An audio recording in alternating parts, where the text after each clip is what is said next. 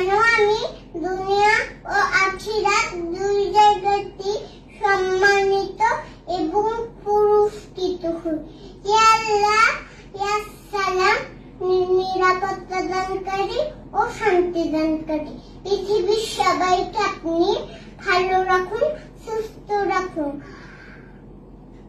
আমিন।